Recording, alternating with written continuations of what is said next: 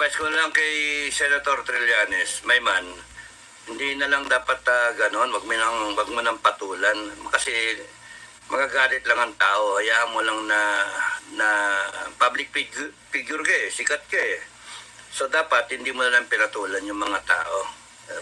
Sino ba yung mga dinamanda mo? Si Harry Roque, yung pati SMN ay na blacklist, ano, pati sila Banat Bay, no, lahat sila. So,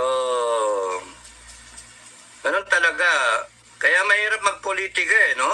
Mga politiko. Kasi napipikong kayo pagka merong masamang sinasabi ang mga tao. Hindi naman magsasalita ang tao ng intriga kung hindi kayo